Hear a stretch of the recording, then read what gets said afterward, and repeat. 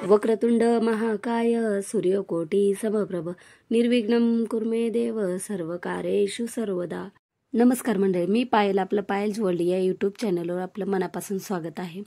आज आहे संकष्टी चतुर्दशी। माघी महिन्यातील संकष्टी चतुर्दशीला अनन्यसाधारण महत्त्व असतं। सर्व इच्छा पूर्ण करणारी ही चतुर्दशी आहे। तर आज संकष्टी असल्यामुळे मी सकाळपासून माझी पूजाविधी चालू आहे। तर आधी मी देवांची पूजा करून घेतली आहे आणि नंतर मला गणपती बाप्पाचा अभिषेक करायचा आहे। गणपती बाप्पाचा अभिषेक करताना मी पहिल्यांदा पाण्याने गणपती बाप्पांना 5 पळ्या पाणी टाकते आणि पाणी टाकताना आपल्याला जप म्हणायचा आहे। ओम गणपते नमः किंवा गण गण गणात गोते असंही म्हणू शकतो। नाहीतर आपण साधं श्री गणेशाय नमः असंही म्हणू शकतो, नाहीतर वक्रतुंड आहे। आपल्याला जे आवडतो, जे आपल्याला येतो तो आपल्याला जप करायचा आहे। तर नंतर मी पंचामृताने गणपतींना वाहते। 5 पळ्या आपल्याला व्हायच्या आहेत। नंतर आपल्याला पाणी, असं आपल्याला सगळं आधी पंचामृत, नंतर पाणी, नंतर आपल्याला चंदन आणि हळदीचं पाणी असं सर्व टाकायचं आहे, वाहून घ्यायचं आहे गणपतींना। तर मी असे जर महिन्याला संकष्टी चतुर्थीला अशी अभिषेक घालते। तर आता हे हळदीचं आणि चंदन पावडरचं पाणी आहे।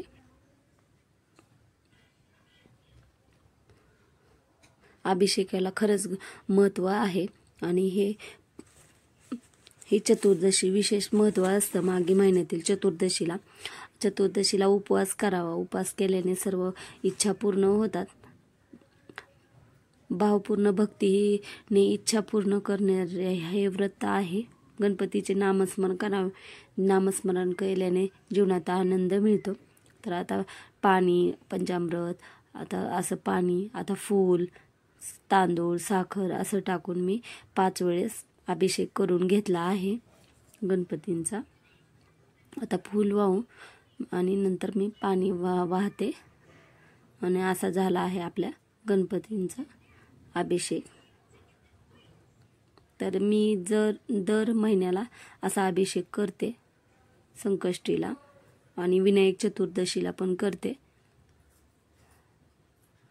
तर आता मी सर्व असं व्यवस्थित पाण्याने गणपती बाप्पांना धुवून घेते आणि आता आपल्याला गणपती बाप्पांना स्वच्छ कपड्याने पुसून घ्यायचं आहे।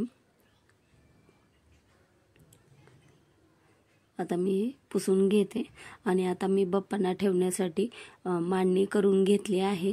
तर मी एका प्लेटीमध्ये तांदूळ ठेवले आहेत आणि ही दुसरी प्लेट आहे, तर ती मी असंच फुलं ठेवण्यासाठी ठेवली आहे। तर अशी मी मांडणी करण्यासाठी केलं आहे। वस्त्र अंथरून घेतलं आहे। तर आता मी बाप्पाची मांडणी करणार आहे। तर बाप्पांना पहिल्यांदा मी अष्टगंध लावणार आहे। तर आता मी तांदूळ ठेवले आहेत। तर त्या संकष्टी चतुर्थीने सर्व दुःख दूर होतात हे खरे असले तरी पहिल्यांदा हा उपवास पार्वती मातेने चालू केला गणपती बाप्पासाठी। तेव्हापासून संकष्टीचा उपवास केला जातो। वस्त्र पण आपल्याला व्हायचं आहे। या चतुर्दशीला उपवास करून केल्याने, मनोभावे पूजा केल्याने भक्तांच्या सर्व इच्छा पूर्ण होतात असं सांगितलं आहे। तर गणपतीचे नामस्मरण केल्याने जीवनात आनंद, शांती मिळते आणि संकटमोचन असा संकष्टीचा दिवस म्हणजे संकटमोचन दिवस असं मानला जातो। आणि महाभारतात पण सांगितलं आहे श्रीकृष्णाने की संकष्टी चतुर्थीचा उपवास केल्यावर आपल्या जीवनातील सगळं विघ्न दूर होते, सर्व इच्छा पूर्ण होतात आणि गणपती बुद्धीचे देवता आहेत, त्यामुळे यश, बुद्धी प्रदान होते। असे हे चतुर्दशीचा उपवास सर्वांनी करावे। मी माझ्या वयाच्या 16 वर्षापासून मी संकष्टी चतुर्थीचे उपवास करते।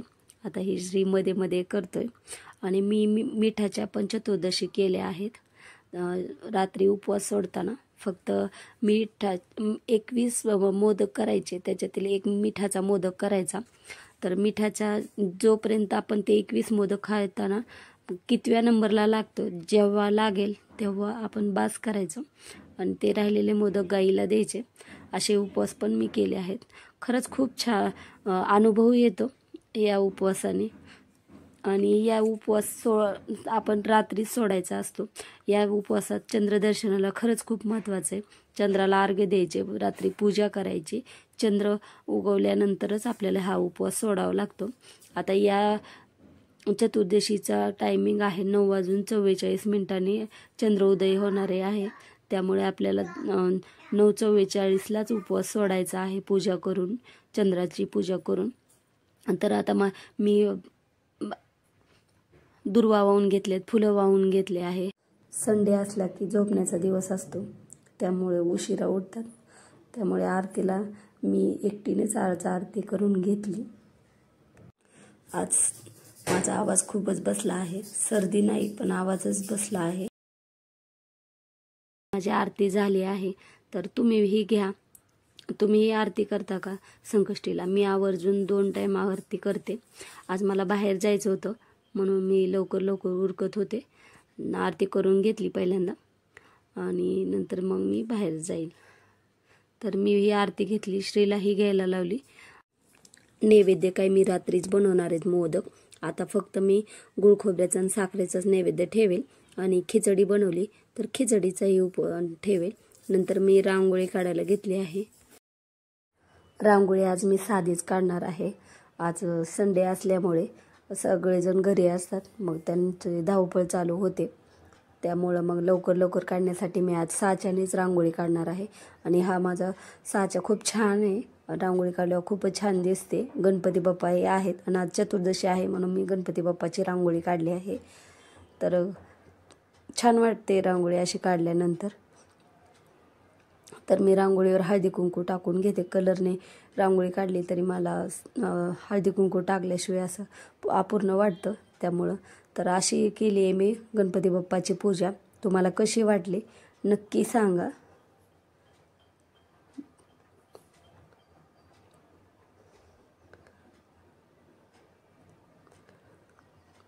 तर आज माझा उपवास आहे, तर उपवास असल्यामुळे मला बाहेर जायचं होतं, नाहीतर मी उपवासाचं नाही खात काय, पण आज बाहेर जायचं होतं त्यामुळे मी आज खिचडी बनवणार आहे।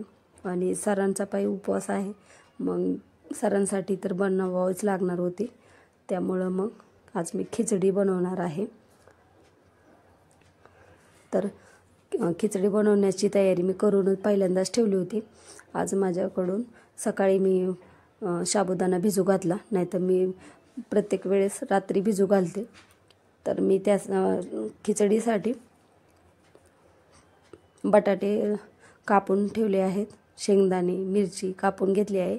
मिरचीचे मी तुकडेच टाकणार आहे आज, कारण मुलांना ही खिचडी खूप आवडते, त्यामुळे मग मुलांना खायचं म्हणलं की त्यांना तिखट लागतं जास्त, आणि अशी मिरची टाकल्यावर जास्त तिखट होत नाही, त्यामुळे मग मी मिरची पहिल्यांदा तळून घेते, थोडेसे शेंगदाणे टाकते आणि शेंगदाणेही तळून घेते आणि नंतर बटाटा टाकणार आहे। तर बटाटा मी साल काढून स्वच्छ कापून धुवून घेतलाय, नितळून पाणी टाकले त्याचं, आणि आता बटाटा टाकते। बटाटा आपल्याला शिजेपर्यंत फक्त आपल्याला तेलात शिजून घ्यायचा आहे बटाटा, आपल्याला पाणी टाकायचं नाही, फक्त झाकण ठेवून आपल्याला 2 वाफ काढली तर बटाटा छान मऊ शिजतो, पाणी टाकायची काहीच गरज नाही पडत। आता मी थोडंसं शिजण्यासाठी मीठ टाकते, मीठ टाकलं की लवकर शिजतं, त्यामुळं मग मीठ टाकते। आणि बटाट्याला मीठ लागलं की बटाट्याची टेस्ट अजून चांगली लागते, नाहीतर मग बटाट्याला मीठ लागत नाही आपण नंतर टाकलं तर मग मी पहिल्यांदा बटाट्याला टाकलं आणि आता मी झाकून ठेवून बटाटा छान शिजून घेणार आहे वाफेवर। तर मी वाफ काढून घेतली बटाट्याची। आता बटाटा चांगला शिजलाय, बटाटा शिजल्यानंतर मी त्याच्यात साबुदाणा टाकलाय भिजलेला, छान भिजला होता, 2-3 तास 2च तास झाले होते भिजू घालून। थोडंसं गरम पाण्यात घातलं की लवकर भिजतो, तर व्यवस्थित भिजलाय। आता आपल्याला छान वाफून घ्यायचं, थोडंसं वाफल्यानंतर आपल्याला शेंगदाण्याचं कूट टाकायचं आहे। शेंगदाण्याचं कूट आपल्या आवडीनुसार टाकायचं, मी पहिल्यांदा थोडंसंच टाकलं, पण आज छान भिजलेलं एवढा भिजला नव्हता, त्यामुळं मग मी नंतर अजून थोडंसं टाकलं। तर आपल्याला व्यवस्थित वाफून घ्यायचं आहे साबुदाणा। तर आपली खिचडी तयार आहे. नंतर आम्ही रात्री गेलो होतो गणपती दर्शन करायला. तर गणपतीचं तुम्ही दर्शन घ्या. तर व्हिडिओ बघितल्याबद्दल थँक्यू.